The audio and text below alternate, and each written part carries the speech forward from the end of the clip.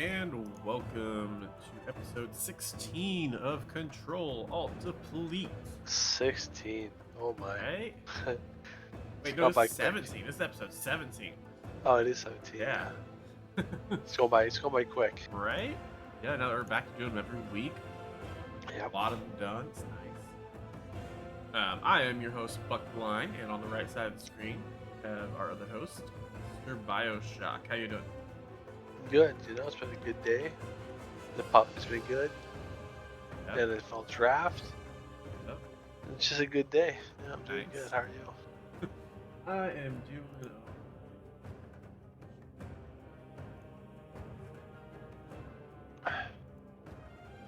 I don't think you're coming through. No, I'm coming through. I had to adjust the it's gonna update. Volume on me? Yeah, on your volume. So you're talking a little bit quieter so you don't wake up the puppy. Yeah. Yes, Bioshock got himself a new puppy.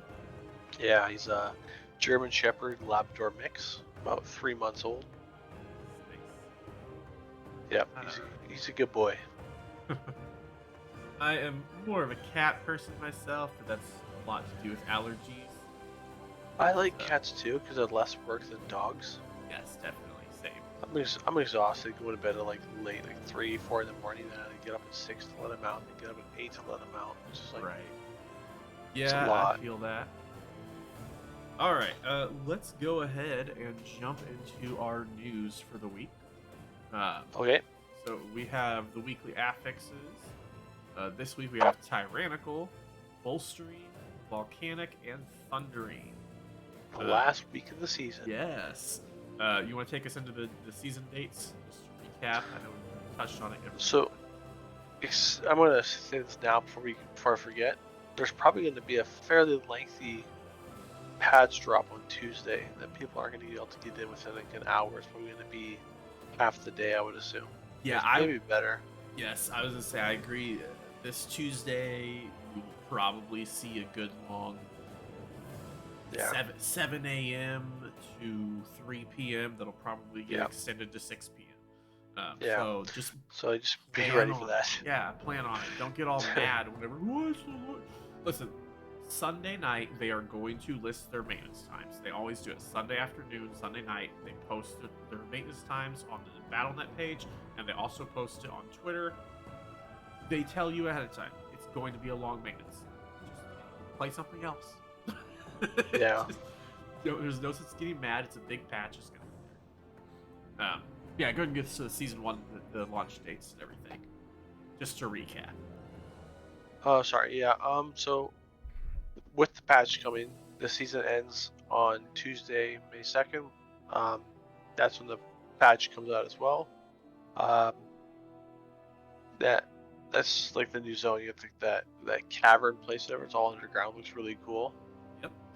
That comes out May 2nd. If you're looking to do content like raiding and plus, that comes out a week later on May 9th.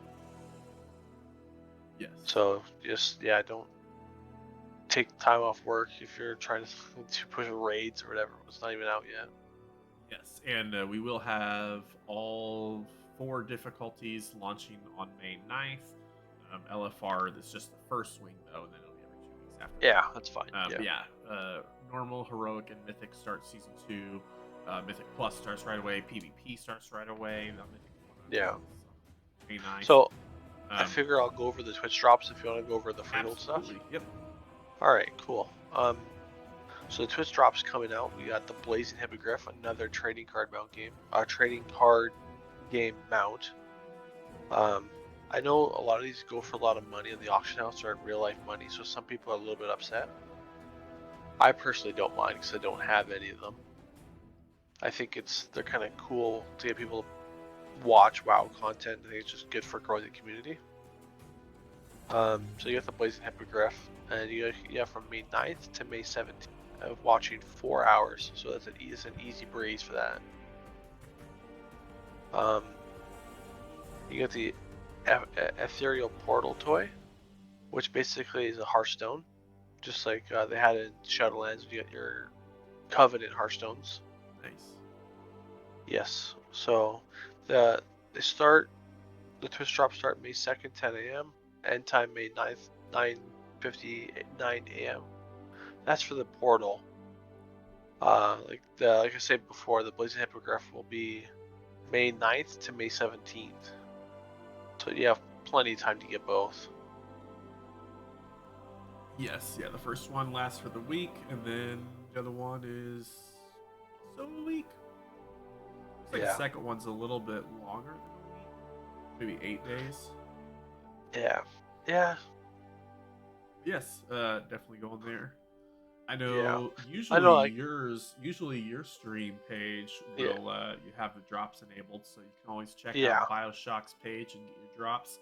I don't know if Yes. mine works for it, which is funny because I feel like mine has not worked counted for it, which is funny because I have more followers than you and I stream You more do. often. but Yeah. it's whatever. But yeah, I don't check know out how I Bioshock's. got it. Yeah, no, I mean it's great that you do. But yeah, check out Yeah. Bioshock's page. I'm sure he'll be streaming during that time. Yep. Yep. And then So, yeah, yes, that so takes in that freehold. yes, Freehold. There's been some updates to the Freehold dungeon for Mythic Oh, Plus. by the way, Yes. just re-clarify this for people that may not realize this. Freehold is coming back with some of the other dungeons. Just remember that. Just remember that. So it's not like it's changing like time walking or anything. Like that's going to be a good Mythic Plus dungeon coming out. Right. Sorry, go ahead. Yeah, so in the past, in BFA, when we had Freehold, every week there was a rotation of which crew you were going to join, and you had to do different things to join them. So, for one, you had to kill 6 Blacktooth Brawler enemies. To join the Bilge Rats, everyone had to drink from the NPC. And then there was one, the Corsairs, you had to chase the dog, which is always fun. But those specific mechanics are not going to be in it. You're just going to automatically join one of the crews. It's unconfirmed. Wowhead was reporting that when they were testing it, you only would be joining Captain Jolly. Yes, Captain Jolly. But I don't know if maybe since they've changed this, I don't know if that's just because that's what they had it set for this week on testing. My assumption would be because they're going to want to change the boss fight a little bit. I would guess you would join a different one each week, just not have to do the crew part. But it's possible that maybe they have decided that we're only going to join Captain Jolly and we're going to fight Edora and the other one. I don't remember the other bosses. Yes. But it's possible we're only going to do that every week. Raul and Edora, those are the 2 other ones. So we'll see. Yes. We'll know more once the season comes out, and we're a few weeks in. Yes, that's so I'm gonna let you take the next point because I'm still a little confused. All right. Keystone drop. Gotcha. All right. PTR. So the for the upcoming season, there's a few changes going on here. First one is that the Keystones, when we transition from season 1 to season 2, the Keystone drops in the past. Whenever we had a new season come up, usually if you timed a 16. Then your key would drop from the vault at the start of the next season. It would drop to a 13. It would drop 3 levels. What they are doing this season, and the reason for it is because they, with them being an entirely new dungeon pool, they don't want people jumping right into the giant high keys because they think it's a sharper learning curve. So what's going to happen is the keys are going to drop 9 to 10 levels right off the bat. So what's going to happen is May 2nd, patch comes out. You can still, nothing's changing with that. You're going to do all the you'll be able to do Mythic Plus keys and whatever that week. It'll be the new ones, but you won't get any loot until the start of the season. It doesn't count towards your rating, I don't believe. It'll be like the pre-season or post-season, whatever they want to call it. But let's say you time a plus 15. You time it.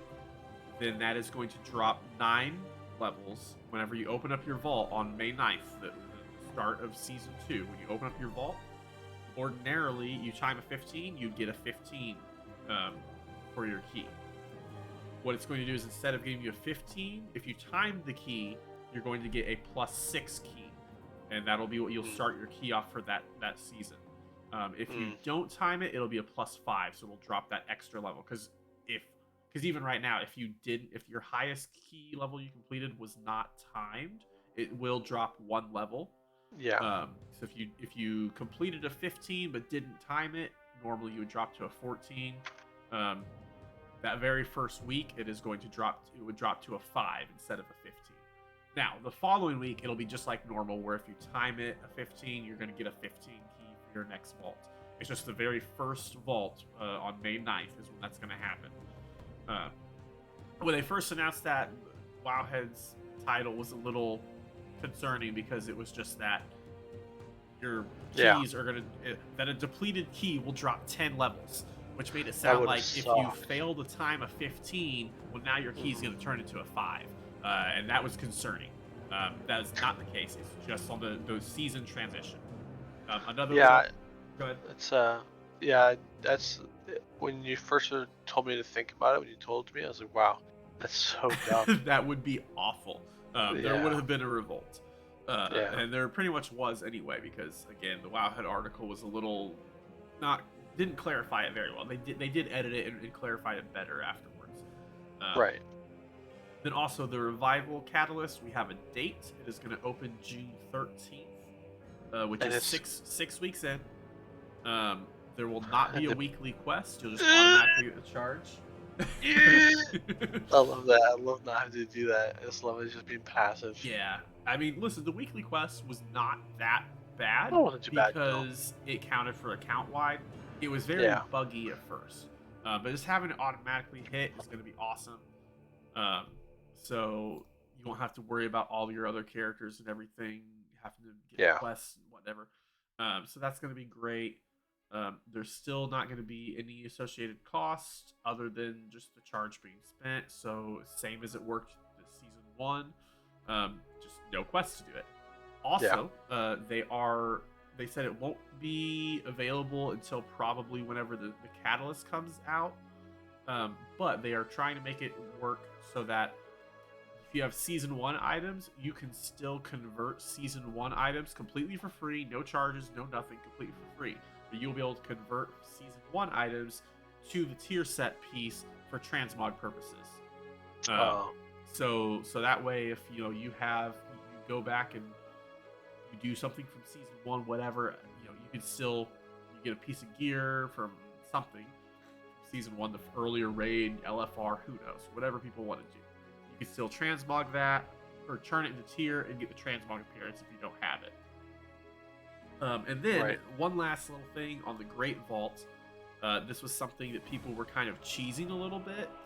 We didn't really do it, but the way it worked in Season 1 was whatever... What's the boss you killed?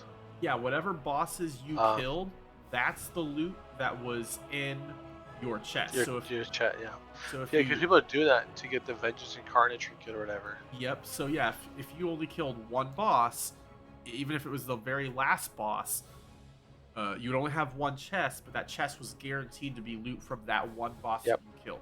They are changing that. So if you go and you kill the last boss, even if you're only one of 9 towards the vault progress for the week, the loot that's going to be in that one chest can be from any of the bosses up to that boss. So if you only kill 5 bosses, your loot is still only going to be those first 5 bosses. But if it's whatever furthest boss you go and kill, that's what the loot pool is going to go to, all the way up to that boss. Oh, okay. So that way people can't be cheesing it like that. I'm guessing they just don't like that. Yeah, because I know a lot of classes, like once they had the raid on farm, they'd only bring their tunes for the 2 bosses. The first boss, like the 3rd or 4th boss, to drop the trinket. Because in the Dungeon Journal, it says very rare, but I don't think that affects the vault reward. Right. Yeah. So that was the very rare. I think you're right. I don't think it mattered. That was just for the actual. That was for the drop on the boss. Yeah, in the Great Vault, the chance was the same as all the other gear. Because I've seen tons of people with it, Oh yeah, no, it was a big cheese that people were using for a while. Oh yeah. All right, you want to take us into the hot fixes and go over some of that? Yes. Yes, for sure. Got a couple changes for some classes, and we went over it a little briefly last time, but a couple more changes came out. I'll go over it briefly. It's got most of it is PvE changes from the looks of it. Yeah, just PvE.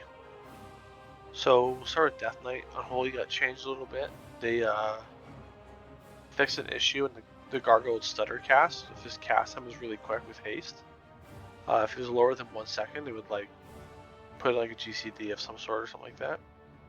So they fixed it so it can cast like any speed that you can get your haste to, but they Right. decreased the damage by the Gargoyle by 8% to make up for that casting speed, which is like, I think it almost equals itself out, so it's not a huge deal.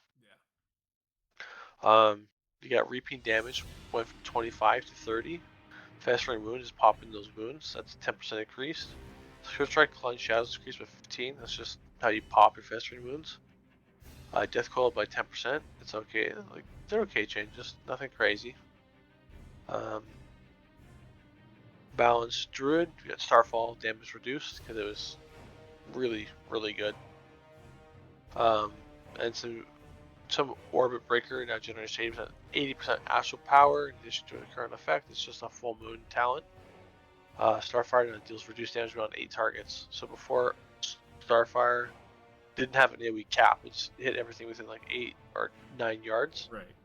So it was obviously the one you want to click the most when those AoE pulls. They're capping it AoE wise, which I think is good. Yeah, I feel like pretty much everything else is capped. I honestly, I'm surprised that wasn't already target capped. Yeah. There's only a couple classes left, I think, that don't have target caps on AoE, and that being Evoker. I think certain abilities like Ignite spreading from Fire Mage doesn't get reduced either. But yeah, anyways. Now, before you go over this next little Yeah, part, no real quick, worries. I just want to say,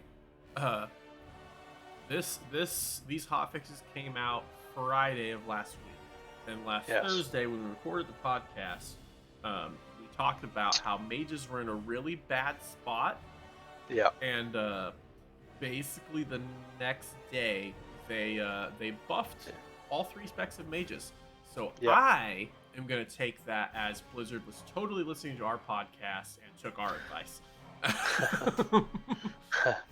Yeah. So Felicity Blizzard, buff some more. Yes, exactly. Yeah, so moving on to mage, you got arcane, fire, and some frost buffs. And some pretty good buffs too. Yes, arcane mage has some really good quality of life changes. With Radiant Spark and Touch of Magic go from 10 to 12 seconds. It allows you to ramp up more damage. It just ends up being, apparently, from what I was seeing and reading, the change between Radiant Spark and Touch of Magi is actually a huge buff to how much damage you can like build up in your Touch of the Magi. Yeah, and they buff Arcane Blast by 10%, Arcane Missiles by 8%, Arcane Barrage by 8%. They buff their 2 set to increase spell damage from 5 to 10%, and the duration of the buff went from 12 seconds to 18 seconds. So Arcane looks pretty good. We'll go over the other ones, and then I'll give you my thoughts on the mage in general. But just give a quick brief summary of the buff. Yeah. So yeah, Fire Pyroblast damage increased by 8%, Fire Blast by 10, Fireball by 15, and Scorch by 15. The big buff here is the Combustion buff.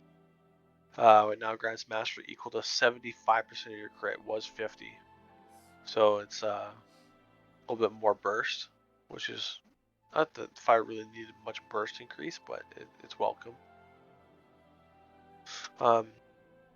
Next we got Frost. Glacial Assault damage increased by 20%, Comet Storm by 10. Cone of Cold damage increased by 12% per stack was 10, Frozen Art by 8, Blizzard by 12. Brain Freeze now causes Flurry to deal 65% initial damage was 50. And the 2 set was buff Flurry and Ice damage by 20% instead of 15. So the targeted buffs here for Arcane is essentially AoE and single target. With the Touch and the Radiant Spark, Arcane Barrage. Fire is just all overall big buffs. Single target AoE doesn't matter. It's all really good.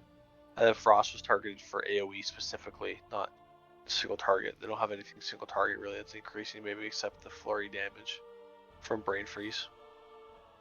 But yeah, so from some of the things I've seen people write and say about on the internet is that Mythic Plus is probably going to come down between Arcane and Fire for being which one's better. I honestly think all three are going to be fine. I think the buff to Frost AoE is really welcome, and I think they'll do very well. Yeah. Fire's obviously going to do very well. The buffs it got, I think someone said is roughly damage overall. You're cutting out a little bit. Oh, sorry. Is it still better? Yeah, that's better. Sorry. Yeah, so the buff to Fire Mage is like single target and AoE, obviously. But yeah, people are saying between Arcane and Fire, I think all three will be fine in Mythic Plus, to be honest. So then I just see, two. Yeah, we've got some Holy Priest and Shadow. Holy Priest, Shadow. Cause, yeah, Holy Priest Yeah, got reducing healing from Dazzling Lights, healing from Divine Image by 50%. Empowered Renew now only triggers when casting Renew, and it causes Renew to instantly heal your target for 40% of its total periodic damage. It was 10, so that's a little bit of a buff there. Yeah, that is, yeah. Healing Chorus now causes Renew to increase the healing done by your circle of healing by 2%, stack up to 50 times. Was 1%, so that's a nice big buff as well. Yeah, that is buff, yeah. And then we'll jump back to the Shadow. I'll let you touch it. Actually, no, I'll let you handle Shadow and Shaman, because you played a little bit of Shaman. So you had both those. Yeah, so for Shadow, Psychic Link was extremely strong. 40% from what I was testing, and I was maintaining very high DPS on 5 targets. The nerf to 30% hurts, but they're going to be fine AoE wise. They're going to cleave like crazy. I don't think they have a cap on how many they can cleave. It's just a matter of how many dots you can get out and then start casting your abilities. Well, so, also, I mean, Shadow Priest was, I think, one of the top specs for Mythic Plus anyway. So. Yes, yeah, and I think it's going to be, if it's not S tier anymore, it's A tier. It's going to be good regardless. Mastermind now increases critical strike damage of Mind Blast, Mind Flame, Mind Spike, Shadow or Death at 20 to 40% instead of 13 to 25. So it's a decent buff. So if I'm remembering correctly, I think Mastermind is the instant cast proc you get to use your abilities. Now, if you're running Mind Flay, you don't have Mind Spike. If you're running Mind Spike, you don't have Mind Flay. So, just keep that in mind. Like, you either take one or the other, and I think most people are taking Mind Spike at this moment in time. Right. Yeah. The Shaman one, they had to specifically put in does not affect PvP combat, because if it did, it'd be broken. Like, all the other classes got buffed, and it affects PvE and PvP. Right. But Shaman buffs are only for PvE, so Mythic Plus rating. The Lava Surge is triggered by Primordial Surge. Increase the damage next Lava Burst by 15%. Was 25, so that's a nerf. Primordial Surge damage bonus no longer reduced in PvP, so it's kind of buffing it back up again. Lava Burst increased by 12%. Does not affect PvP. Elemental Blast by 6%. Does not affect PvP. Earth Shock 6 and Lightning Bolt 6. All of it doesn't affect PvP. It just is what it is. It's just fine, because Elemental Shamans don't need a buff in PvP. They're perfectly fine. Gotcha. Yes. And then we also had another set of hot fixes that changed with PTR just a couple hours later after that one. Yeah.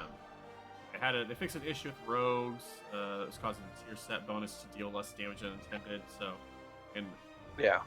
technical buff, but really just a fix. Enhancement Shaman. Yeah. The 4-set bonus has been adjusted. The Consuming Maelstrom weapon stacks increases your haste by 1% per stacks for 3 seconds instead of 4. Ooh, so I have a bone to pick with that real quick. Okay, I was going to say, it sounds like a little bit of a nerf. It's a nerf, but it means nothing in a week. That's Season 1 tier. That's not the new tier. Ah, okay. Is that? Yeah, if you look at the Oh beginning, yeah, it's the vaulted vaulted card. Yeah, incarnates. you're right. You're right. Yep. So this nerf is live now, I'm guessing, That seems so weird. and there's Well, no no, point. this is PTR realm specifically. Maybe it's that. Well, that's the old tier set. They don't have that I mean, haste anymore. yeah, I don't understand why you would even adjust the tier set because the tier sets are inactive. Yeah, so Season I two. just had to point that out. That's a weird change. Um, Yeah. then, so the Algathar's puzzle box, which is a trinket, the on-use effect duration. This trinket's the bane of my existence. This is one that you always go, give me a countdown for every boss. Give me a countdown for boss. Give me a countdown for boss. I need a countdown for Hey, boss. it's good to do that though. But no, the on-use effect duration has been increased to 30 seconds instead of 20 seconds. However, its mastery bonus has been decreased by 38%, so that kind of evens it out. It sounds like it's going for more of a sustained damage instead of burst damage. Yeah, we'll see how it affects certain classes. Yeah. Also, probably won't matter anyway because you're not going to have the Algathar puzzle box for this season regardless. Yeah. You're just going to have it at the start if you have a high one, and then you're going to replace it. Yeah. Then the Furious Rage Feather trinket damage was decreased by 10%. Honestly, I don't even know what that trinket is. That's that one of the people that Lynch was trying to get in No Good. Ah, okay. I'm pretty sure. Then some PvP changes. It takes through that demon. Yeah, it takes through Demon Hunter. Yeah, the Fell Lance PvP talent damage was increased to 10% of the target's max health instead of 6%. I don't know. That's really good. I would say I don't know if we were using that talent to begin with anyway, because I don't. No, I think the last time people used it was back in Legion. Gotcha. I think. And then go ahead and you cover those rogues, because I know you're kind of excited about those. I was excited about the Outlaw, just the stamina buff, but yeah, I'll go over it. So Dismantle PvP talent. Energy cost was reduced. That's just a quality of life change, because like the 25's not like a lot, but 2 out of 15 is really welcome. Right. Death from above, the PvP talent, where it's kind of like your Eviscerate, where you fly in the air and fly back to your target. It was really popular back in MoP. Death from above is the name of. I think that's the name of the Demon Hunter PvP talent. Is it? Yeah, it's Death from above, where we leap up into the air and just start shooting bolts. Oh, that's Fell Lance. It was Fell Lance in. No, that's not Fell Lance. Oh, okay. That's the spell's Fell Lance. Oh, rain from above is what it's called. Rain from above. Yes, that's what it's called. Close. It was close. Yes. The damage bonus increased for the death from above is increased to 15% from 10. I still don't know if it'll be used unless you want to use it as a gap closer in PvP, because it's like a little charge kind of. Right. Outlaw in general got a combat stamina buff. Was 5%, now it's 15. Nice. For PvP only, so it's probably stay 5% in PvE, which is not a big deal because health's more important in PvP for like stuff like these kind of talents. Take your cut is another PvP talent. Increase from 8 seconds to 12 seconds. Take your cut, I believe, is when you use like roll the bones. Okay. It gives everyone within like a fairly close vicinity of you like a haste buff, like 15% or something. Nice. So that's increasing that. Turn the tables is when I think when you come out of a stun, you do more damage. I believe is it. I might be wrong, but I think that's what it is. And that's been doubled in length, so that's pretty good. Yeah. The last thing is subtlety. Is the Thief's Bargain PvP talent damage penalty reduced to 6% was 10. So the Thief's Bargain, I believe, made it so that your cloak was like a 1 minute cooldown, I think. But it reduced your overall damage like permanently. Right. So it got reduced to 6 was 10. So people might start running it. I don't remember if it was cloak or advantage or something. Anyways, yeah, it's some changes. I think the stamina change for Outlaw is welcome, but I don't know if that'll fix them. We also had some changes to the new affixes, the afflicted and incorporeal. So there are some nerfs, which is welcome. So the spawns on those originally were pretty much similar to explosive, where they just spawn directly with the number of mobs in their pool. However, now, and this changed last week or a couple weeks ago, they changed to where it's uh, more similar to Quaking, where it's like a 15, 20-second timer, but you would have like a maximum of like two, was what we're seeing spawning. However, Yeah. that spawn rate has since been nerfed again. So for Afflicted, what we're seeing on PTR is that they're spawning at like 30-second intervals, and you'll have anywhere from none to two. So it's still capped at two, but it's a longer spawn interval. So sometimes you might get 0, sometimes you might get 1, sometimes you might get 2, but it's going to be at the same. It's going to be pretty consistently throughout the dungeon when they can spawn. Same thing for Incorporeal. However, Incorporeal is a 45-second interval, which Incorporeal is the one where you basically they are going to consistently be casting to weaken you and reduce your damage that you do. So you need to CC them right away. Having it be a 45-second interval is nice for some classes like Demon Hunter, because our Imprison is a 45-second cooldown. Monk, Paralysis, 45-second cooldown with talent, I believe. I believe it's a minute without it, and with talent's a 45-second cooldown. Yeah. So again, that kind of helps out us. Other classes doesn't really impact at all, but having it 45 seconds is going to be nice because you won't run out of CCs as often. Yeah. That's a welcome change in my opinion. Yeah. Also, going into season 2, is more for crafters, but the Spark of Shadowflame is replacing the Sparks of Ingenuity, which was stuff that you would had to have to craft the epic pieces of gear in the first season. So Spark of Shadowflame is what's going to be required. In season 1, you got your Spark from I believe every 2 weeks, and then you could randomly get drops. It was some other item that you would get. Bottled Essence, you would get a random drop from rare mobs in different groups and stuff, and then you could turn that into a Spark of Ingenuity. The way it's going to work for season 2 is you're going to get a Spark of Shadowflame every 2 weeks. There will be no random type drops. It's just you're going to get one every 2 weeks, and that's it.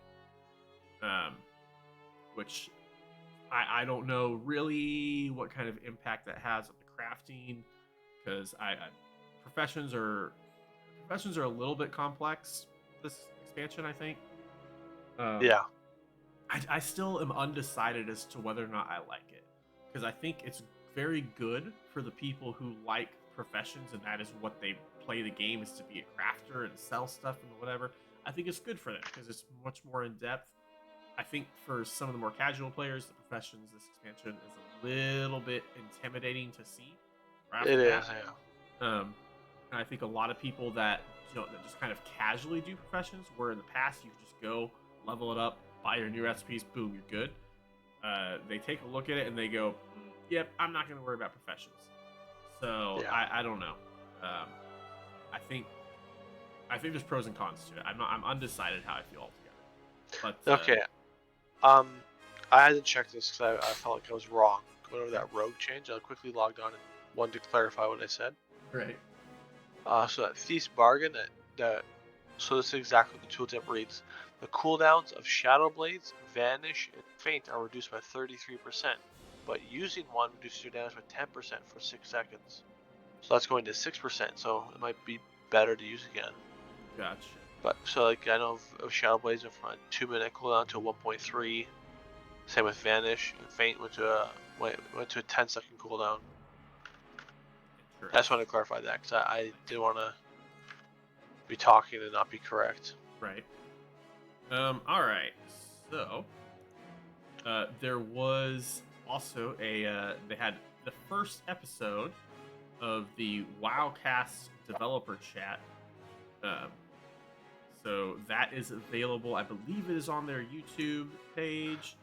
Is that like a permanent thing they're gonna do often? I'm not sure. I think they're gonna try to. I don't know if it's like gonna be a weekly thing, but I think they're gonna do one every once in a while, just to kind of give some behind the scenes. A lot of it is like what's their development process and kind of what they've been working on and stuff. But yeah, you can check that out. It's on YouTube. It's about 45 minutes long. They did what I wanted to look at was they had at the end of it they had a little bit of some teasers kind of the direction that the lore is going towards. Right. So we're going to be doing a lot of timey stuff, timey-wimey stuff. They said we're probably going to see a resolution to the Nosdormu and Murazond storyline, which Oh, that's been a while.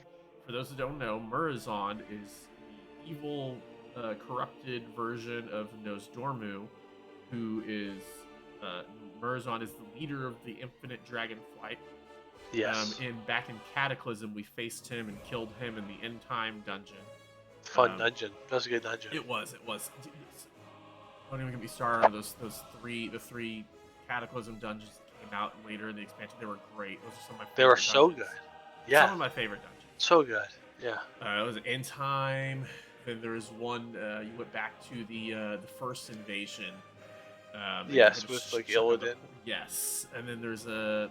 There was the one where you attack Jaina or get to save Jaina or something like that, or you fight Sylvanas and they have like the ghosts that kind of close in on you. Yeah, that was the End Time dungeon. I'll log on to quickly check. And then there was a third one that was. I'll get it up right here. Maybe that wasn't the End Time. There's a third one where you go out in like the snow, and then you would fight the priest. I just always remember it because you'd fight the priest, and during that fight, he'd always go unlimited power. So there is End Time, Hour of Twilight. Hour of Twilight, yes, that's the one with the priest. End Time, Hour of Twilight, and Well of Eternity. Well of Eternity, yeah. Well of Eternity was the going back to the first invasion. Yes, and you fight dungeons. Queen Azara. Yes. Yeah. I loved those dungeons, man. I don't know. Those are some of my favorite dungeons in the game. They're good dungeons, yeah. So the boss wise, I have no idea who this is. Parath Arn. He's just one of like the corrupted guys. Then you fight Queen Azara, and you fight Manaroth. Yes. Which is cool to fight. Yeah, the Manaroth fight I always found really interesting. I was a big fan of the End Time fights. Yeah.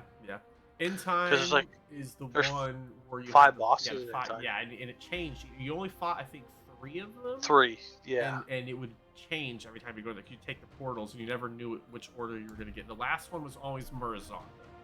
Yeah, so you can get Bane, Jaina, Sylvanas, and Tyrande. Yes. Those 4, and then you get Murazond permanently. Yeah, I love those fights. The Tyrande one was an annoying one to get to her because you had like. Right. The orb or something, or the light. Yeah, the light that you have to shine. It was a pain, but oh man, those are some good dungeons. Yeah. Anyway, but yeah, so we're gonna be. Yeah, no, you're fine. I got us off track on that one because I love those dungeons. But no, so Murazond, we're gonna see the conclusion resolution to that one most likely, which I'm excited to see because I'm really curious how that plays out. As well as we're going to get Chromie and Evil Chromie, which is known as Morchi, are going to be heavily featured, so that'll be interesting. They did say Galakron is supposed to return somehow. I don't know if they didn't say how, so this could be potentially maybe he somehow comes back. Or it could be, since we're dealing with a lot of timey stuff, the most likely scenario is that we're going to be doing something to go back in time, and we'll deal with Galakron. We'll see him either a flashback or somehow we'll see Galakron in that way. They're going to be dealing with Iridikron's ultimate plan, which he is one of the primals that we are currently facing in Dragonflight. They said there's going to be some continuation on the Green Dragonflight story. They didn't go into detail, and this one is what I was interested in. There's an encrypted storyline that's going to be coming on in Embers of Neltharion for another Dragonflight. They didn't say which one. It wasn't clear if this is one of the 5 Dragonflights, which is my guess it is, but it kind of almost sounded like maybe there's going to be a new Dragonflight. Don't know. That's just theoretical. Most likely it'll probably just be a storyline, and they just didn't want to say which Dragonflight it is. But that should be interesting. Yes. But yeah, so I'm looking forward to kind of see where we're going with the lore in there. Yeah. The other thing I want to touch base, we're not going to go into detail on it because it's the whole giant patch notes. But they did release, WoW did release the 10.1 patch notes. They're out in the forums. Wowhead has an article. Feel free to go and check it out. We're not going to cover it here because otherwise we'll be talking about that for the next hour. Yeah. But yeah, the official patch notes are out. They might get updated they'll probably get a little updated here over this next week since the patches come out on Tuesday. But yeah, and once again, as we already talked about earlier, Tuesday, long giant maintenance. The board read the patch notes. Oh. Yeah, it's going to be a good 8 to 10 hour maintenance, I would bet. Maybe they get done faster, who knows? But don't get your hopes up, man. Just plan on not playing until like late in the evening or night. I'll be at work anyway, so I don't care. But anyway, this is something else we want to talk about a little bit. Is they had a lot of interviews this week. I don't know if they were all done this week. I think they were all done. I think they were. Yeah. I don't know if maybe some of them might have been pre-recorded and then just not released until this week. But I think most of them were actually done. Just kind of going into the patch, everyone's kind of wanting to find out information, whatever. So Mr. GM had an interview with Ian Hazacostas. Go on his YouTube page and check it out. Maximum from Limit had an interview with Morgan Day. You can go check that out on YouTube. They had an EU content creator with a bunch of different content creators that interviewed with Ian, and also NA, same thing, a bunch of different content creators had an interview with Ian. And then Sports Kita had an interview with Ian and Josh Augustine. I'm not going to go into detail on every single thing, how they all covered, because otherwise, again, we'll be here for the next 3 hours. But did want to touch base just on some of the highlights of it, at least highlights to us, to me, that I found interesting. So one thing that I know you and I have talked about quite a bit, because you keep asking me, you gonna play the third Evoker spec?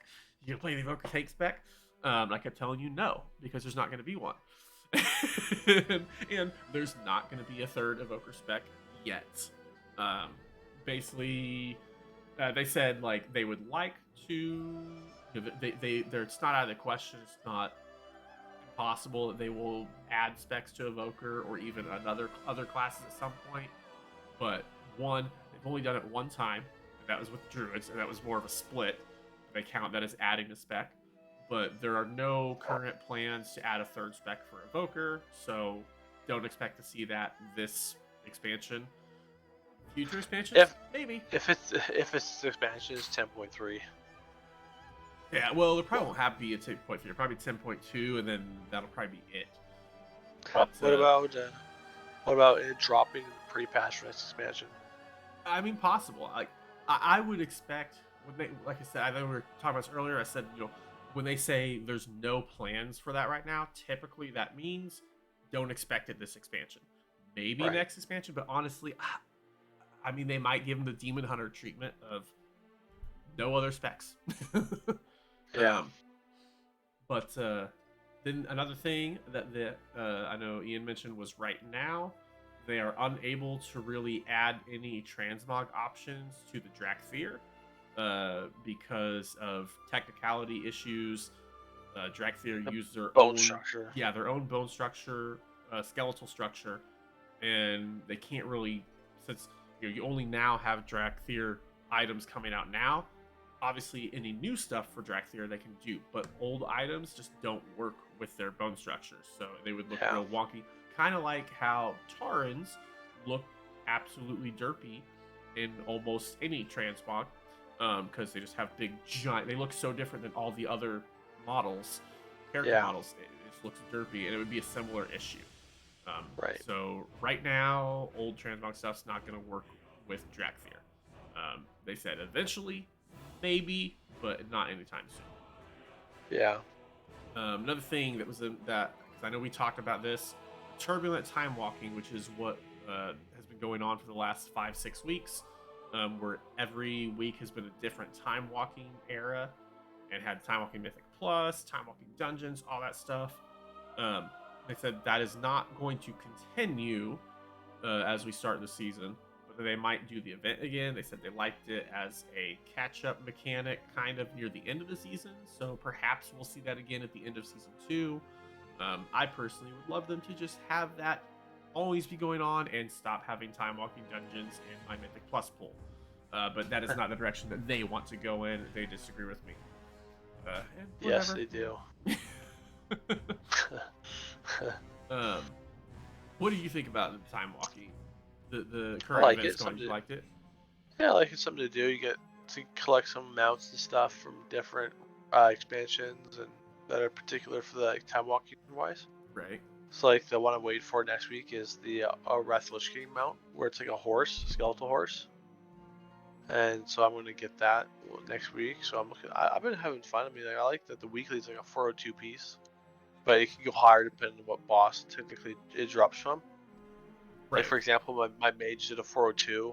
I got the 402 reward open up as a 411 weapon. So that's pretty cool. Right. I think it's good. Yeah, it's just something extra. And yeah. Time walking gear that drops is only 359 on the BTR on time walking in general. So it's not like very high. Right. Definitely not as good as the token farming rares, whatever. What's that place called? The Shore. Yeah, the Broken Shore. The Broken Shore, yeah. Are you talking about the new area? Oh, yeah, the rares. The Forbidden Reach. Yeah, Forbidden Reach, yes. That's right, that's what it's called. Yeah, no, I think that's a lot easier to farm. I think also, like, if they're not going to have it up all the time, they do want to do the event again. I do agree that having it near the end of a season is a good time to do it, because it gives you something extra to do. Because, like, for example, I know right now, I really don't have anything to do in WoW. I've been playing a little bit of Diablo 3. I'll probably do some speedrun practicing, but, like, there's not a lot to do right now. So I think it's a good time to have at the end of the season, give a little something filler for people to do. So I think that's a good idea, if they're not going to have it all the time. Also on the subject of time walking Mythic Plus, they said with old dungeons for Mythic Plus, because I know a lot of people have been wondering why aren't we doing anything past earlier than WoD or MOP. I mean, like, why can't we get some of those Cataclysm dungeons in there? I would love it if they did that. But they said with the older dungeons, the Mythic Plus, there's nothing that, like, is preventing them from like the actual technology wise. They can go back and bring those into Mythic Plus all they want. They said that their issue is aesthetically, they want to make sure that the dungeons that they're using for time walking Mythic Plus look good, that they aren't like on older graphics that just don't look good. And then also a lot of the mechanics that are in those older dungeons don't fit well. Like, I know they said there's some issues with some threat generation type mechanics and stuff in some older dungeons, and also just bosses in general don't have a ton of mechanics like we see now, which makes sense because I know a lot of the older bosses, especially raid bosses, just tank and spank for a lot of that stuff. I know tank because I started tanking in Lich King when I was playing in Blood DK whenever they first finally were a tank. I was doing some tanking in there. I did a lot of tanking in those dungeons, and a lot of those bosses, I remember looking up guides, and the tank guide was tank and spank, tank and spank, tank. Yep. Basically, your job as a tank wasn't to dodge mechanics; it was handle the damage you're taking and don't die. Yeah, that was your tank mechanic. So yes, a lot of those older bosses, it makes sense they don't have a lot of great mechanics, so they don't want to bring those back in. They can always add mechanics, in my opinion. Honestly, they could if they wanted to. It could, yeah. I mean, boss fights a little harder. Yeah, graphically, I understand the concern there, but I don't think people really would care that much. If you're talking bringing them into like the Mythic Plus pool, yes, I agree. I don't think that would be great for graphically. If you're going to do a time walking event where you have time walking Mythic Plus for that week, there's no reason to be worried about the aesthetics of it. That's my opinion. So some of the stuff I've been watching from different streamers playing the PTR last couple of days, is the new Vortex Pinnacle, not new, but the Vortex Pinnacle coming back. Right. And it's just not designed for Mythic Plus. Like, there's nothing to skip. You have to clear it all. Right. And then the boss fights, they have mechanics, nothing crazy. I feel like it's going to be another Shadow Moon Barrel Ground. It's going to be easy.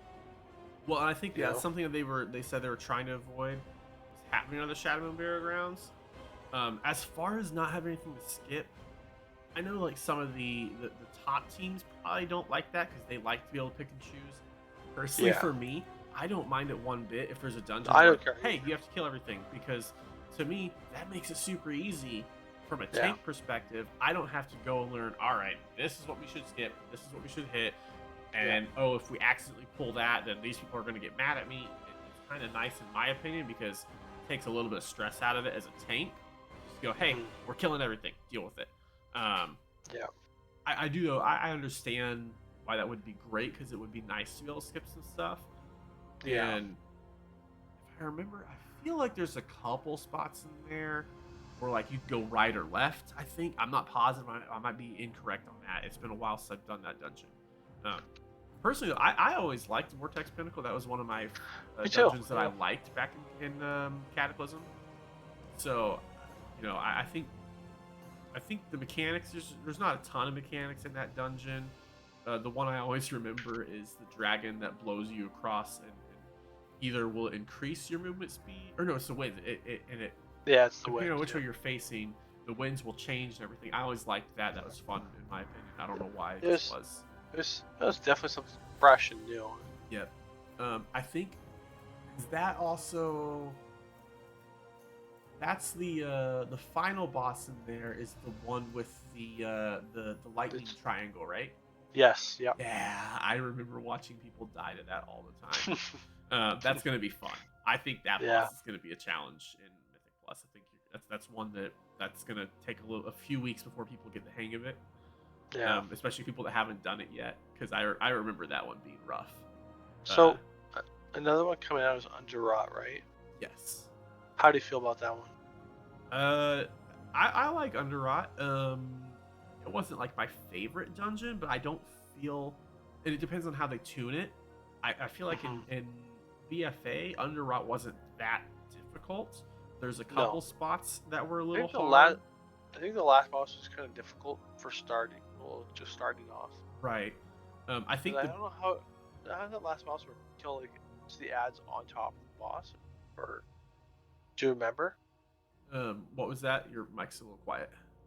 The last boss in Underrot was a challenge for some people, but I don't remember exactly why. It had something to do with the had something to do with the killing the ads or something.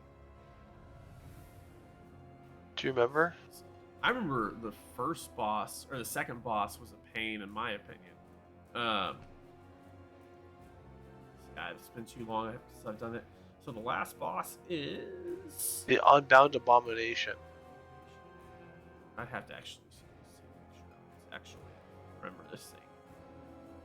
Yes, so it says the Unbound Abomination can only be damaged by killing blood visages, whatever. Oh yeah, because that's the one where you jump, you go through the little gate and then get teleported down at the end. That's right. Yeah, Um, yeah. no, I don't think that one was all that difficult. I feel like um, yeah, you had the little ads that would spawn, and Uh, they dude, had do to. you have to kill them on top of the boss? That's what I was. No. You just have to 'Cause- kill six. You just have to kill six of them. Was all. That's all Oh, it and was. then Yeah, because then they drain him. so yeah. So what it was the boss has a barrier, and Right. whenever you, it's like a resource bar that would Yeah. fill up as you're doing damage to him. He wouldn't take any Yeah. damage as you're damaging him. It's just filling up that bar. When that bar fills, then the two blood visages come out and you kill them, and that would take away like each one is like 17% of his health is what it says. Yeah. So like when you kill two of them, that would take them a third of the way down, and then you just had to keep doing that over and over. Um, I think the issue was you would have people would tunnel on the boss and ignore the blood visages. But I know also the other issue was that there was somebody, you would have all the crap on the ground, and there was somebody who would get the cleansing. There was a debuff on you that you use to clear the crap on the ground. The stacks. Oh yeah, Yeah, clear and stuff on the ground. That's right. people would mess that up. Also, priests can use their master spell on that, but interestingly enough, so that would be nice. Hmm. Or wait, no, that was oh no, that's for the dot. Everyone gets a dot on them, and the priest can dispel Yes. that. And then also, if you're in the cleansing light, that would take care of that. Yeah. Yeah, no, I mean, I don't remember it being super bad. I feel like the harder boss in that dungeon was the second one, Krog. Um, Right. just because it's such a big arena, and you have to go and run over all the little things in the ground. Yes. It was so annoying because eventually people would fail, and if they tune the bosses as poorly as they tuned them in season 1, to where on Fortified it's taking 3 minutes to kill a boss instead of the minute and a half that it should take, that boss is gonna suck because the longer Yep. that Cragmaw lasts, the harder that fight Oh. gets. Oh my! I'm not looking forward to that. I forgot all about that boss, to be honest. Yeah, if they don't tune these bosses better, because I still think that is the biggest mistake that they had in season 1, is the bosses were overtuned. Whether it's they had too much health, I don't know. Yeah. But I don't, like, the mechanics weren't overtuned and the damage wasn't overtuned. It just was the No. fights last forever. I think the bosses had too much health. I think the way the bosses were tuned on Fortified is how they should have been on Tyrannical, and they should have been a lot easier on Fortified. Yeah. Ideally, in my opinion, I think it should take 1.5 minutes to 2 minutes to kill a boss on Fortified, and then 2.5 to 3 minutes, maybe 3.5 minutes on Tyrannical. And it just wasn't the case for this season. Yeah. Anyway, moving on. Oh, yes, we gotta we gotta talk about the. I want to ask you before, because I don't really know about this one, but you wrote that the PTRs went up shortly after 10.1 launches. Yes. So what's the point of that? What, they have changes already? No, it's just the 10.1.5 PTR. My guess is it'll probably be like 2 weeks into 10.1 is probably when that'll go up, so they can start testing their plans that they have. Probably won't have a ton of like class tuning right away. Yeah, I doubt it. Until like the last month. Yeah, it's gonna be more like the new features and any new systems, stuff like that, and then they'll start going into class tuning as they see how 10.1 is shaping out. Right. Most class tuning you're gonna see at the start of 10.1 is probably gonna be to live, not to PTR. Like right now, they're not. I mean, I don't think we've had hot fixes or tuning on live in a couple of weeks now. At least 2 or 3 weeks, we haven't really had any tuning on live. It's all been PTR, because what's the point in tuning live when it's going away in a week? So I think we'll see a lot of like just features and stuff like that for the patch, and a lot of that will be, my guess is we'll see flying 10.1.5. That's my personal opinion. They haven't said anything, but I think we're going to see regular flying in 10.1.5. They also got some other things that are coming in 10.1.5, such as the old BFA raids. Some of those bosses are unsoloable right now. I know you said you knew which ones. They're going to smooth those out so they're soloable, probably. Yeah, so I did a Battle of Zaralor with Milku, just the 2 of us. And we killed 3 bosses, and we got to Opulence, and we couldn't 2-man it, unfortunately. Yeah, Opulence would be interesting, because you have to go one side or the other. You always had 2 groups, one going to each side. Yeah. Yeah, I could see that being hard to solo. Yeah. Yep. And then I haven't tried any of the other raids though, so I don't know. Gotcha. What else will be like. And then I know this is something that a lot of people have been griping about. The Onyx Amulet, which is the new ring that we just got with the Return to the Forbidden Reach, and then all the Primordial Stones. So there's 2 things here. They're not getting nerfed, but they're also not going to be upgradable, because Blizzard says, oh, you'll be able to replace those during Season 2. However, the data says not everyone's going to be able to replace those. There's several specs that, based off the current tuning, because of what a high percentage of damage that ring is doing, the 421 ring or 424, whatever the highest item level is right now, it's It's one of those two. That highest that ring is better than any of the 450 rings that we're gonna get in the new season. Yeah. So there are some classes that will not replace that ring, and that's not a great system wide to do it. Um, Yeah. also they're not nerfing it until later on. They said possibly in 10.1.5 is the earliest they're going to nerf them. Right. Because they said, well, nerfing it feels bad, but also not being able to replace it and being stuck with a 421 piece instead of a 450 piece also feels bad. So I feel like they should have. I know we were talking earlier about this. I feel like they either should have just gone ahead and nerfed it, or made it so that they're unusable. I don't know if that would be the right answer or not. Um, or just made it so they're Yeah. upgradable and make it so that when they upgrade, it's not quite as powerful as an upgrade as it was. So that by the time this season is over, then it'll be very easy for rings in season 3 to replace them. Yeah. But I think there's just like having a 421 ring that you can't take off feels bad, as well as they said, well, we don't want to nerf it because it feels bad. Being stuck with a 421 piece also feels bad. So Yeah. I don't know. Um, some specs are going to replace it right away anyway, so I don't think that'll. Yeah. I think some classes don't use it at all right now as it is. Right. I think people in those classes, there's a group of people that use it. It's because they're not caught up in gear. Is why they would continue to use it. That has to do with a lot of my tunes. I'm using the ring because I have nothing better to replace it with. Right. I something I just want to add. Completely, I don't think we have it on here yet. Have we talked about the PvP item level increases next season? I don't think you have, no.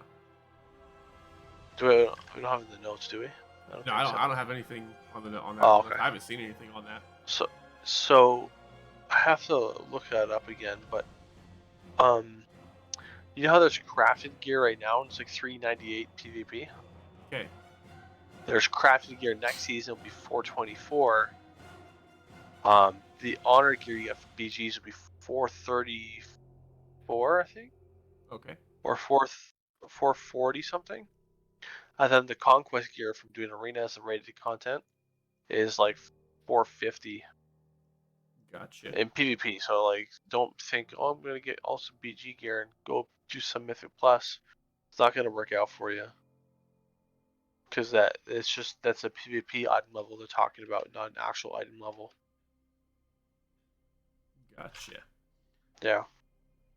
All right, and then let's see here. So they also touched base on like how the class tuning process. The actual process of how they're tuning the classes hasn't changed. The only difference is that they're doing it more often, which has definitely been noticeable. I think you and I have talked about that a few times on here, where I mean, we're getting class tuning almost every week typically. Yes. And that's been great, and seeing complete overhauls on some classes. Middle of the season, they completely overhaul different, certain classes just are struggling. Guardian druids, different, the druids had a lot of overhauls. I feel like, and it's been good to see that, because it's nice that they're not just waiting and be like, well, we'll fix it next expansion. Yeah. So that's good. Mythic Plus, their plan is, according to them, they said their plan is to stick with 8 dungeons each season, which everyone, you hear that, you go, okay, whatever, that's normal. But mega dungeon. So some point, I think during the end of this patch, I think 8.1.5 or 10.1.5, I think we're supposed to get a mega dungeon at that point. So then what happens with season 3? Because usually the way that goes is we get the mega dungeon, and then season 3, the mega dungeon gets split into 2 dungeons, and those are added to Mythic Plus. So, them saying they're going to do only 8 dungeons, does that mean the mega dungeon is not going to become Mythic Plus? I don't see that happening. Yeah. So then my question is then, are they going to, if they're sticking with 8, do we see the 4 Dragonflight, a pool of 4 Dragonflight dungeons, then the 2 mega dungeons, and then only 2 time walking dungeons?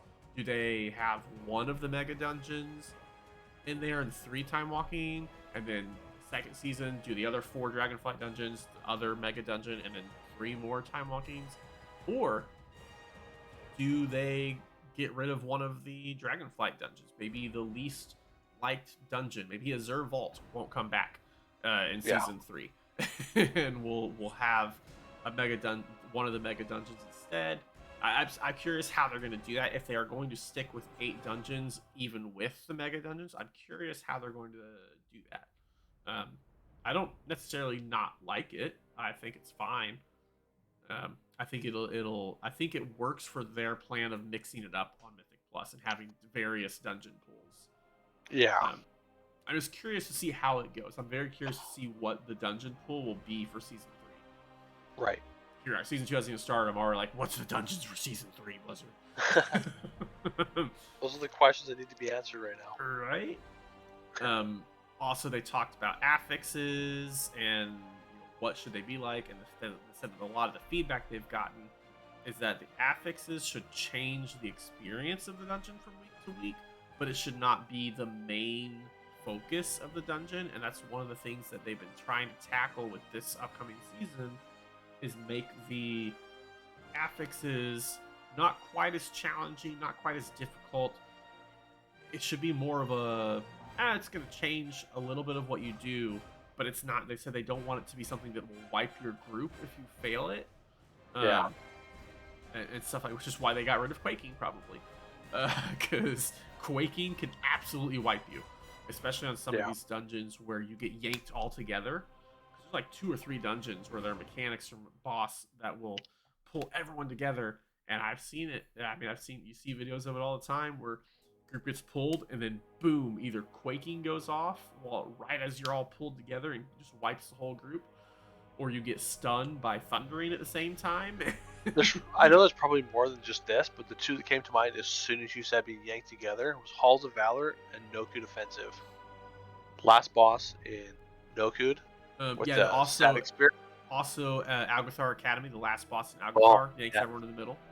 That's so there's 3 dungeons right there that yank you in there, and that's why I think that is a big reason why they got rid of Quaking, because it's not a good look whenever pure RNG can wipe you on Quaking, because I mean that's all it is you get yanked and Quaking goes off at the exact second. That's nothing that the players did wrong. It's just the mechanic lines up with bad RNG and you get wiped. That should never happen. You should never get wiped simply because of pure RNG, even though you perform mechanics perfectly. That just should not happen. And that's one of the things I think they're really trying to focus on. That's why Explosive is gone, because it took too much focus, and I agree with that. I'm glad that they got rid of Explosive. I don't think Explosive was really that difficult, but it just kept you from being able to do what you want to do. Yeah. Some other technical things they had. They want to increase the guild cap, like how many people can be in the guild. Right now it's capped at 1,000, but they have some technology issues that they can't quite do that yet. Same thing with the BattleNet's friend cap. I think 200, I think, is the cap for BNet friends. They want to increase that, but right now they just can't. Mm-hmm. Then also cross-faction guilds, as we're getting that coming in this expansion. Or this queued content. Yes, they want to go towards being able to have cross-faction queued content. They don't have a time frame yet. That is the next step that they're wanting to take. They said there's also some things they kind of have to focus on with that, where one of the big things with the cross-faction stuff is they don't want people to feel forced into cross-faction. So that's one of their hesitations with queued content, is that if you're very, very set, which I don't think it matters to that many people, but I'm sure there are people out there that are, I am Horde, I will never play with Alliance, whatever, or vice versa, and they don't want somebody to queue up into a dungeon and then they're a human and then all of a sudden they're in a dungeon with 4 orcs that against their will, which I mean I think it makes sense, but also I don't think there's that many people out there that care. Honestly, one of the things I will say is with the cross faction stuff and Mythic Plus, I haven't even noticed. Like I'll literally be in the middle, like we'll finish a dungeon, we're like, oh, that person was Alliance. Oh, I didn't even notice. Because Yeah. I don't pay attention to that stuff. That's just me. I'm not looking to see whatever race everyone is and what transmogs people are wearing. I just don't pay attention to it. I'm there to Yeah. focus on dungeon mechanics. I'm focused on my character, not watching other people. Um, so that's just me thing. Other people may notice it more. I don't know. Also, traditional flying is coming to Dragonflight. Like I said, I think that'll probably be in 10.1.5. They haven't said that. That's just my guess. At the latest 10.2. I don't see it going anywhere past 10.2. But the more interesting thing is that they did confirm they do want to bring dragon riding to the rest of the world, and they're trying to figure out how to do that. And that would be amazing. I know you, me, and Lynch were kind of talking about it the other day. I don't see how we can move on to the next expansion and not have some form of dragon riding with us. If we just lose dragon riding in the next expansion and have regular flying, that's gonna suck. Yeah. I think so. You stuck to 830%. Yeah, I think that's something that like is it's almost a fail of dragon riding. I don't know if they intended it this way, but like at this point, you create a dragon riding. It's awesome. It's great. It's wonderful. But you can never get rid of it now. Yeah. If you get rid of dragon riding, that'll not be good. So I think they have to now. It's something, and they even acknowledge that it's something that it is a permanent type deal now that they have to look going forward how to implement that. Moving on. So, I think it's something maybe they didn't think about right off the bat. Maybe they did. Who knows? And then the last thing I want to touch base on, because I think it's something at least I have noticed, and I would love to see it addressed a bit better. Okay. They said that single target versus AoE balance is something they're looking closely at, because there are some classes that have to work harder at one than the other or whatever, Survival Hunter. Right. So they want to make sure that classes, one of the issues is they want to make sure classes aren't just using one cookie cutter talent build. Right. They want options. Now, to that point, I will say it does not matter what talent system you make. It does not matter how you do it, whatever setup, the old talent system, the original talent system, the current one. It does not matter. You're going to have cookie cutter builds. That's just the fact. Yep. Because the way WoW works is new talent system comes out, the world's elite players for spec A is going to figure out this is the optimal talent, and everyone else, whether or not they are actually good at that class, they're going to go and look and see what the best players are using, and they're going to use that talent build. And it's going to be a very consistent build. Now, where I think it should be is, I think if you want people using different builds, don't focus on, well, if you're going to go into a raid, you should just be able to use this build or this build or this build. No, it's perfectly fine to have a cookie cutter single target build and a cookie cutter AoE build. I think what you want to avoid is where those two builds are exactly the same. I think it is, in an ideal world, you should have every class should be strong single target, strong AoE, depending on your talent choices. So like if you use this is your single target build, then this should be a different build that is focused on AoE. That's just my personal opinion. And then even PvP, there should be a third PvP style build, whatever it might be mixed into, who knows. But I think that's ideally what you should shoot for, not just, well, we think that people should be able to use 5 different builds to be successful in single target, because it's just not going to happen. Even it does not matter if you have, let's say, we think there are 3 single target builds that everyone should be able to play and use these 3 builds, and people should be able to divvy it up and play whichever one they want. If one of those builds, it does not matter if those are so perfectly balanced that one of those builds does 100 points of damage, the other build does 99.9 points of damage. It does not matter. Everyone's going to use the 100 point damage build. It is not. It's not a flaw in the system. It's a flaw in the players. It's we are always going to go after the optimal eke out every little point you could get from the talents. But not you and Momentum Demon Hunter. And therein lies the catch. If the talent system that is the most optimal is the hardest rotation to play in the game, then you will have a second build. But no, even in that, like, Momentum build is more for AoE, and the build that I use is more of a single target build. I just didn't switch to the AoE build. Yeah. And if you look at the top Demon Hunters, 48 out of 50 of them are using the Momentum build for Mythic Plus, and that's fine. I just think it is what it is. What you want to avoid is where this is your class's build, and you're going to use this build for every single type of content. That's, I think, what you want to avoid. I don't know if you know this. I didn't realize this until I was my Demon Hunter yesterday, I think it was. So the Momentum build stacks for Fell Rush. So you can Fell Rush, and you get like 8 seconds, whatever it is. You can Fell Rush again, you get 16. Then you can stand still for 16 seconds.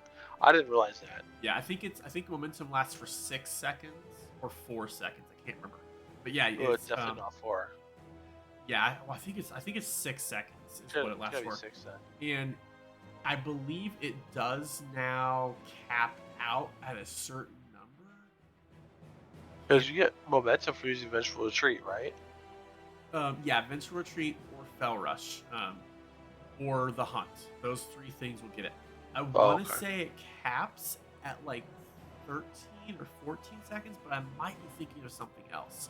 Right. I know at the start of the expansion, it did not, because I was using it and I could literally get like, or at least no, it was in Shadowlands. It did not have a cap, because I know in if you ran the Momentum build and while doing Torghast and you got the ability that gave you 0 cooldown on Fell Rush, I could have 5 minutes of Momentum built up. Yeah. It was kind of insane. But yeah, no, so basically they want to make sure that classes are balanced AoE and single target wise, and that they're all viable. Their ultimate goal is that every spec is viable across all content. It may not be the best, but it should all be viable. And it kind of is to a certain point. I think raiding is where you have some issues, where there are classes that just aren't good in raiding. Mythic Plus, I think, like, depending on your goal, every single class and spec can do plus 15s. I think 20s, every class can do it if you know how to play your class right. And then higher than 20s, you're going to struggle on certain classes. But like, I agree with the approach is that you don't want everyone using the same talent build. At least they're changing it up and trying. Yeah, no, that's the one thing. Like, whether or not we agree with the way that they have built and the way that they've done the talent trees and stuff, and some of the things they've done this expansion, they are not just sitting there anymore going, well, we'd like to do this, but we're afraid it might affect this. They're just saying, all right, let's go for it. Let's try. Let's throw out some thoughts, some ideas. Let's think outside the box. And I like that. Me too. We were going to talk about one of those things they're doing, which is the new upgrade system for 10.1, but I think we're going to save that for the next podcast because we're already at an hour and 20 minutes. But yeah, I think, next week we're going to go into the upgrade system and cover that, because that's probably the biggest change, in my opinion, for this upcoming patch. Because that's going to be something everybody is going to be using. And that's, again, it's an experimental system they're doing, where they haven't committed to continuing it after the season. They're gonna see how it goes for the season and then decide what they're gonna do. Whether we go back to Valor or whether we stick with this, who knows? We'll see. But yeah, we'll cover next week on our next podcast. We will be going deep diving into that new upgrade system. So and initial thoughts on the next patch. Yes, because we will have a little bit of time to have played some of the storyline and stuff at least. Anyway, moving on. What was your week in WoW like, Bio? Before I get into it, your stream still working? Yes. So I was just minimizing sure if it was paused or something. Nope. Should be all good. Okay.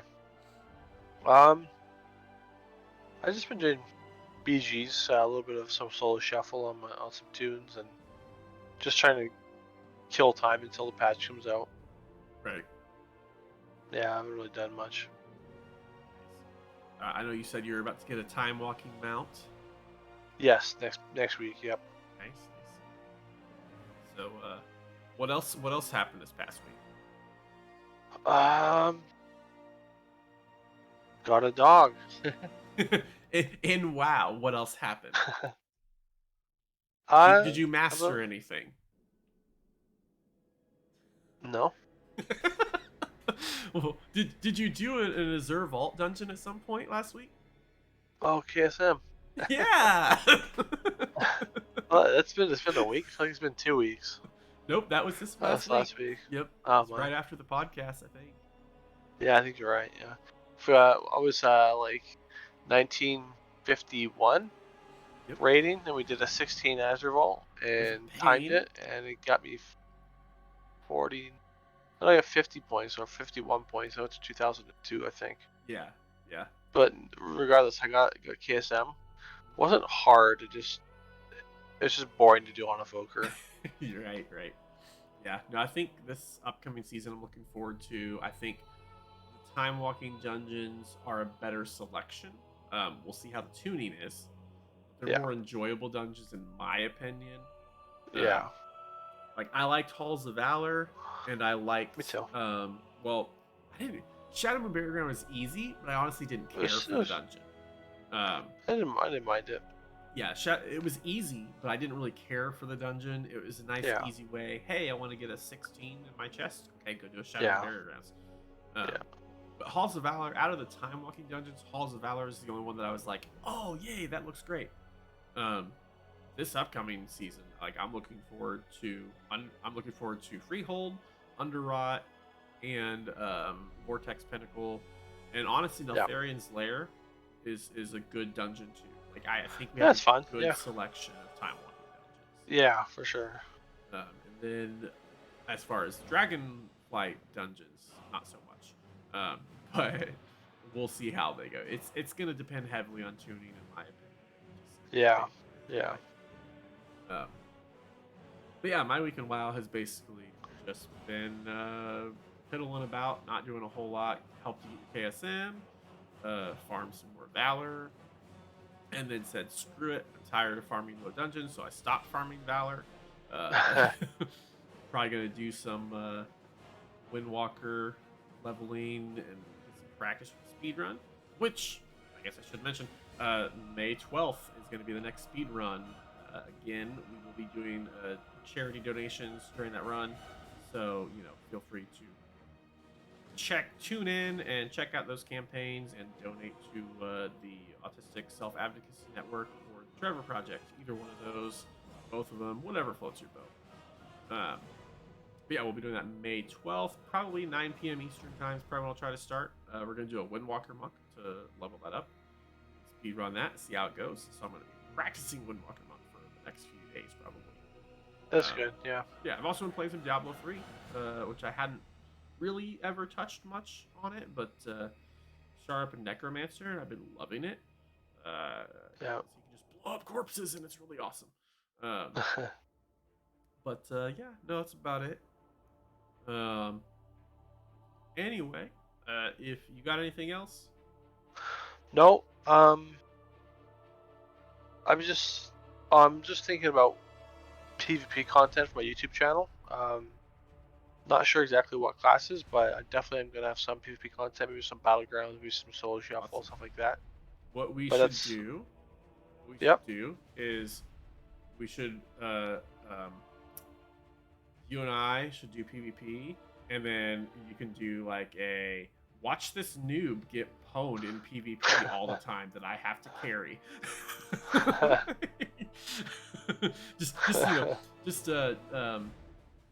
Do a little documentary on my PvP training journey. Yeah.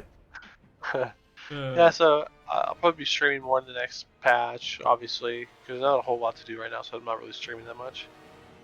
YouTube content, I know I've said it for a while, but I'm thinking about it still. Like, I'm gonna get it done. I just need to Right. put in some time and get that done. But like I said, probably be next season.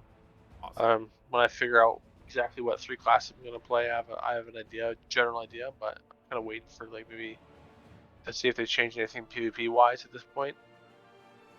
Because there's certain classes I definitely would like to get the elite set for. Right. I think this is gonna help me pick some of my 3 classes I'm gonna main to start with. So we'll Nice. see. While you're on the subject, what's your media channels there for Twitch? So Twitch and YouTube are both QQ_Bioshock. And then my Twitch channel is twitch.tv/Buckblind, YouTube Buckblind the Demon Hunter, and on Twitter you can catch me at BuckblindDH. So check out any of those, give us some follows, likes, whatever. Yeah, I think just about covers it. Yep. Just a few more days and we start 10.1. Woohoo! Embers of Neltharion. So, yep, get ready. Once again, remember, folks, maintenance is going to be long. Don't yell at the devs. They're not listening. Yeah, they're busy. They don't hear your cries. No, they are busy, and it is expected. And Yeah, say you don't want to be rushed. Yeah, it always drives me. It always drives me nuts because they literally people. Oh, I didn't know it was gonna be a long maintenance. What is this? Blah blah blah blah blah. They literally told us 2 days before maintenance how long it's gonna be. Yeah. So I don't know. People just want to complain. Yeah, it's just how it is. Listen, I got plenty of things I complain about too, but that's not one of them. I got 99 problems, but long maintenance isn't one of them. Anyway, I think that's gonna do it for us. Yep. So appreciate y'all watching. Give us a like, a follow, subscribe, whatever. And we will catch you guys next week. See ya. Bye.